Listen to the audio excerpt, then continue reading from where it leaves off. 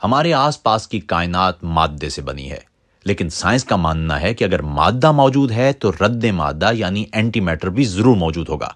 ये रद्द मादा क्या है और क्यों अहम है, ये जानने के लिए हम पहुंचे हैं यूरोपीय जौहरी तहकीकी मरकज यानी सेर्न में, जहां पाकिस्तानी साइंसदान मोहम्मद समीर गुज़िश्ता कई बरसों से एंटी मैटर पर रिसर्च में मसरूफ हैं। आइए उनसे जानते हैं कि रद्द मादा क्या है और क्यों अहम है। मेरा नाम मोहम्मद समीर है और मैं इस वक्त एंटी मैटर फैक्ट्री में मैं यहाँ पे जो है एक साइंसदान हूँ और एंटी मैटर फैक्ट्री के एक्सपेरिमेंट अल्फ़ा में काम करता हूँ। मैं जो हूँ मैंने ओरिजिनली जो है पाकिस्तान में बीकन स्कूल इस्लामाबाद से अपना जो है हाई स्कूल ख़त्म किया था। उसके बाद मैं अमेरिका चला गया था, कॉर्नेल यूनिवर्सिटी में मैंने अपना बैचलर किया। सऊदी अरब में मैंने काउस में जो है मटीरियल साइंसेस के अंदर अपना मास्टर किया और उसके बाद मैं इधर सर्न आ गया था पीएचडी करने के लिए, जो मेरी पीएचडी स्वानजी यूनिवर्सिटी यूके के अंदर है, उसके साथ एफिलिएशन थी मेरी। उसके बाद से मैं सर्न में ही काम कर रहा हूँ। मुझे तकरीबन 10 साल हो गए, जिसमें से 8 साल तकरीबन 8 साढ़े 8 साल जो है मैं इधर एंटी मैटर फैक्ट्री में काम करता आया हूँ अल्फ़ा एक्सपेरिमेंट के साथ। और हम जो है इधर एंटी मैटर यानी कि जो रद्द मादा जो पार्टिकल है उसकी हम स्टडी करते हैं। मामला असल में ये है कि जब हम अपना फिज़िक्स की जो इक्वेशन है, जो हमारी नॉलेज है फिज़िक्स की, जब हम उसको स्टडी करते हैं तो हमें पता लगता है कि जिस वक्त भी हम कोई पार्टिकल प्रोड्यूस करते हैं तो उसी वक्त जो है एक और किस्म का मादा जिसको एंटी पार्टिकल या एंटी मैटर कहा जाता है वो भी साथ साथ प्रोड्यूस होता है। अगर हम 10 इलेक्ट्रॉन प्रोड्यूस करते हैं, 10 एंटी इलेक्ट्रॉन जिसे पॉजिट्रॉन कहा जाता है, वो भी लाजमन प्रोड्यूस होते हैं। तो इसका मतलब कि जब यानी कायनात एग्जिस्टेंस में आई बिग बैंग के वक्त, तो उस वक्त मैटर और एंटी मैटर दोनों की अमाउंट जो है, दोनों की मिकदार इक्वल यानी बराबर होनी चाहिए थी।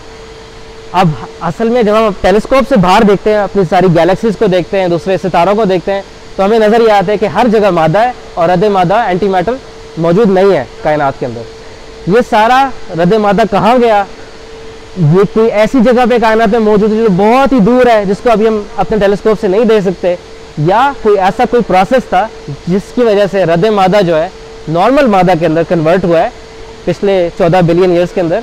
तो ये क्या प्रोसेस है? तो इस चीज़ को इन्वेस्टिगेट करने के लिए इस वक्त हम ये एंटी मैटर फैक्ट्री में मौजूद हैं। अभी हम जो सर्न का एंटी प्रोटॉन डिसेलरेटर है उसके ऊपर खड़े हुए हैं और ये पूरी जो बिल्डिंग है, ये सारा ये जो एंटी प्रोटॉन डिसेलरेटर है ये इस बिल्डिंग के अराउंड जाता है। इस डिसेलरेटर के अंदर जो है पहले सर्न जो है एक एंटी प्रोटॉन, ये प्रोटॉन का रद्द मादा है एंटी प्रोटॉन, उसको क्रिएट करता है। उसके बाद उसको स्लो डाउन किया जाता है, यानी कि जब वो पैदा होता है एंटी प्रोटॉन तो उसकी रफ्तार इतनी ज़्यादा होती है कि आप उसको पकड़ नहीं सकते उसको स्टडी करने के लिए। तो पहले आपको उसको स्लो डाउन किया जाता है। उसके लिए आप उसको पहले मैग्नेट के ज़रिए उनको घुमाते हैं। इधर आप ये देखें 2 मैग्नेट रखे हुए हैं। ये डायपोल मैग्नेट है जिससे आपकी पार्टिकल बेंड होती है, क्वाड्रपोल मैग्नेट है जिसकी वजह से ये फोकस होते हैं। तो आफ्टर मैनी मिनट्स जो है इस एंटी प्रोटॉन को स्लो डाउन किया जाता है।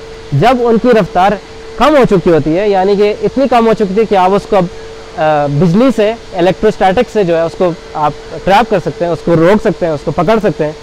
तो उसके बाद हम उसको पकड़ते हैं, उसके बाद हम उसकी स्टडी करते हैं। उसकी स्टडी के लिए हम उस पर रोशनी डाल सकते हैं, उसको माइक्रोवेव कर सकते हैं, हम जो है उसको पकड़ के गिरा सकते हैं, देख सकते हैं कि वो क्या जो है एंटी प्रोटॉन नीचे गिरता है या ऊपर जाता है या वहीं पर रहता है जहाँ वो मौजूद है।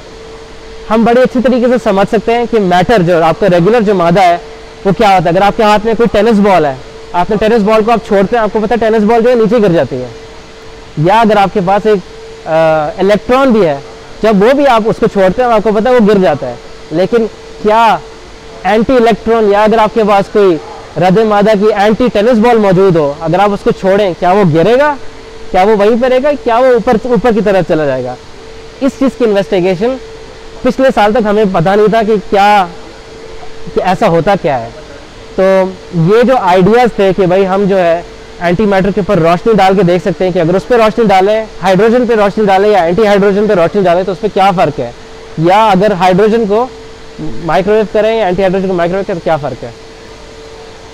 अगर किसी बच्चे को यहाँ सर्न आना है तो सबसे उसका बेस्ट तरीका है कि वो अपने स्कूल के अंदर जो है साइंस के सब्जेक्ट्स और कंप्यूटिंग के सब्जेक्ट वो पढ़े, उनको समझे और उनको इम्प्लीमेंट करे।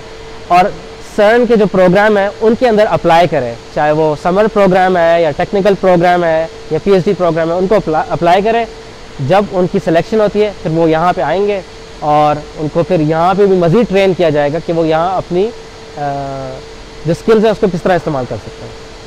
मेरा इंटरेस्ट जो सर्न के अंदर आने का था वो उजागर हुआ 2010 के अंदर। 2010 के अंदर जो है मैं एक अमेरिका के अंदर एक पार्टिकल एक्सेलेरेटर है उसके अंदर जो है समर स्टूडेंट के तौर पर वहाँ गया 2 महीने के लिए। छोटा सा प्रोग्राम था, लेकिन मुझे वहाँ से पता लगा कि पार्टिकल फिजिक्स होता क्या है।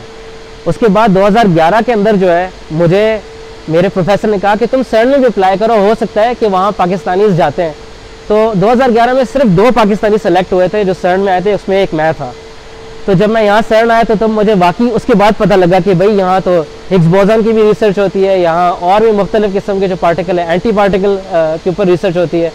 तो मेरी हमेशा से क्यूरियोसिटी फिज़िक्स के अंदर थी और सर्न आने के बाद मुझे वाकई उस क्यूरियोसिटी को जो है उस पर काम करने का मौका मिला।